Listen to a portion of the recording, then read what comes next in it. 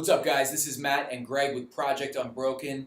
Make sure you hit that subscribe button and please share this video with anybody that you think might benefit from hearing about our experience with opiate addiction. Today we wanted to talk a little bit about why we started Project Unbroken when we started it.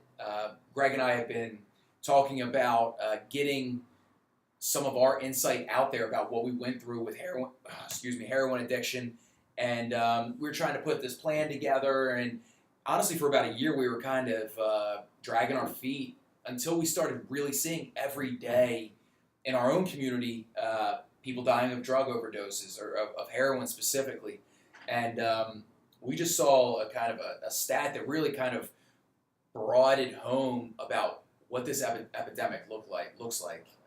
And Greg has some information up, so I'll let you kind of take it from there. Yeah, you're right. I think it came to a point where we're both like, man, like this is out of control. Like we got to just start releasing stuff and just kind of get our experiences out there. So I'm going to read this. The current opioid epidemic is the deadliest drug crisis in American history. This is from the New York Times. Overdoses fueled by opioids are the leading cause of death for Americans under 50 years old. That is crazy. Killing roughly 64,000 people last year. This was written in October 2017. And it's killed more than guns or car accidents, and doing so at a faster pace than the HIV epidemic did at its peak. President Trump declared the opioid crisis a public health emergency. So, again, that's worth repeating. It's the #1 killer of people under 50 years old in America. So overdoses fueled by opioids are the leading cause of death for Americans under 50 years old. That's unbelievable. That's insane. I don't think it's surprising. Again, just now with social media, and again, we were seeing every single day. We were like, "Did you hear so and so died? Yeah. Did you hear this person died? This person overdosed?" And Greg and I have never been ashamed of what we went through, and we've always been pretty upfront if anybody's ever asked about it, but after it got to a certain point, we were like, all right, whatever. We're going to start throwing this stuff out there, and hopefully it can help somebody. Yeah. But those numbers are pretty astronomical. Unbelievable. I mean, even the car accident and gun thing, so it's killed more than guns or car accidents. That's crazy. That's hard for me to wrap my head around. I mean, it's unbelievable.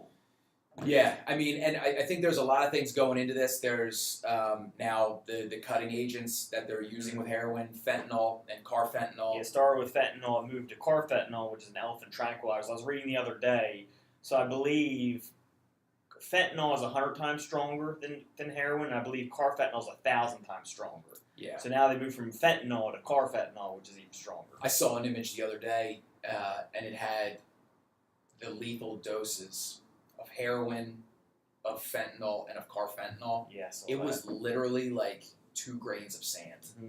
Yeah, there's stories of like cops pulling people over and like touching it and like falling over. They don't know what they're touching. I mean, they have to wear gloves even to treat a victim of overdose. It's really scary. I mean, they had in the news the other day, I guess a woman came home, found her son who overdosed. She tried to, get him, and she ended up overdosing just from being in contact, I guess, with a substance that was kind of on his body in some way, shape, or form. But I like what this is showing is that it's heroin or opiate abuse is no longer only in poor communities, or it's touching everybody. And a lot of it, it is just people are getting started with prescription drugs. I mean, maybe that they were legally prescribed a lot of times, and they just don't know how to handle it, and one thing leads to another, and next thing you know, they're in a really serious, addiction problem. Yeah, that's a lot. We haven't talked about it a ton, but a lot of people come through addiction by just getting pills for an injury. Absolutely. And they get caught up, and withdrawal comes in, which is the devil. No one, like, when you experience withdrawal, you're like, this is like horrible. This is absolutely horrible. I'll do anything to get out of it. Yeah. And that's what happens. Yeah, 100%. People, it's not on their radar for it to even become a problem. I mean, they're not thinking, oh, now I'm addicted to opiates. It's like, I feel like shit, and I know if I take one of these pills, I'm going to feel better. Yeah. What's that stat we read the other day? It was like there was 5.5 prescriptions for every 10 people in the area. Did you tell me that? I think it was Knox County. There's a lawsuit going on. The county's trying to sue pharmaceutical Mhm. companies. Yeah, I mean, there's a bunch of stats out there. It was 5.5 opiate prescriptions prescribed for every 10 people. That's unbelievable. It's unnecessary. It's unbelievable. It's completely unnecessary. I mean, there's a lot going on right now. There's Purdue is the pharmaceutical company who just made a big deal about cutting back their sales staff for Oxycontin. You don't need to be selling it. Like, you don't need to be pushing this stuff. Right. The doctors know it's available, but it's part of the problem to begin with is these things. I mean, there was the one stat that there were, was it 5 billion pills shipped Oh yeah. to that county? The one to Ohio, I think it was. Okay. Shipped to Ohio from 2011 to 2015. There was like 4.5 billion pills or something like that shipped to Ohio. Just Ohio. Yeah. It's crazy. I mean, and then, this is a whole other conversation, but when you start looking at the money behind this and how it's pushed into our communities, there's a real problem going on, and it ends a lot of times with heroin abuse or overdose from those pills, whatever it is. But it leads to addiction a lot, and it's really been the main driver of this whole epidemic. Yeah.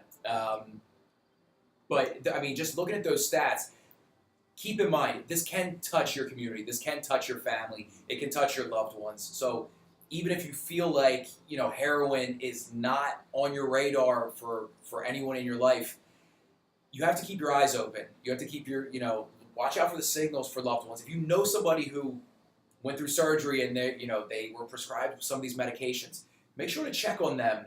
When they're kind of working their way through that. It's crazy. I was kind of thinking right now, like, there's a lot of parents out there, like, I can just think, like, when their child gets, like, a license, they're, like, constantly worried about him, you know what I mean? Like, I'm so worried, like, he's a new driver. Your child has a bigger chance of dying from an overdose from opioids than being in a car accident. Wow. If they're under 50. Yeah. Unbelievable. So I think a little bit of focus needs to be changed there from, well, not even change, but just more move towards the opioid epidemic. Let's say that 10 times fast. Opioid epidemic. Yeah. That's going on right now because it's really, really bad. Yeah, and I mean, again, pills are kind of mainstream. That's almost like alcohol, where it's almost media almost makes it seem like, well, it's not that bad. Doctors prescribing it. You know what I mean? Mm-hmm. Another big problem is. People come out of like minor surgeries with like a whole prescription full of pills. Like, give them like 5. You can eat them every day for a month. Right. You eat pain pills every day for a month. You're going to be addicted. Yes. Or you're going to go through withdrawal. Mm-hmm. I mean, how you deal with that, and as far as I know, or any people that I know have gone through that, the doctors aren't like, hey, be careful about getting addicted to this. Mm-hmm. That's never even a topic of conversation. They push it like they do with anything else. That's another pretty good point there. If your child has something where they're getting pain medication, you better be monitoring that. You know what I mean? You better be the one keeping it and giving it to them as they need it. Yeah, absolutely. So those are just some statistics to think about. Keep an eye out on this stuff. It is really creeping into every community in America. And I mean, like Greg said, President Trump declared a national emergency. Public health emergency. I mean, it's an emergency, 100%. I'm not sure what's being done about it, but at least at home you can keep an eye on,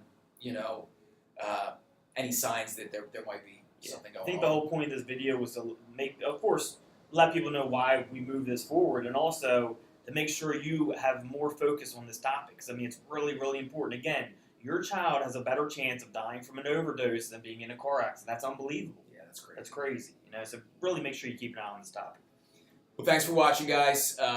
Don't forget to hit that subscribe button, and please feel free to share this with anybody who might be, struggling with substance abuse, opiate abuse, anything of the sort. We're going to be covering a lot of different topics. If you have anything you would like us to talk about, or if you have any questions, please feel free to leave us a comment or hit us up on the contact section of our website at projectunbroken.com.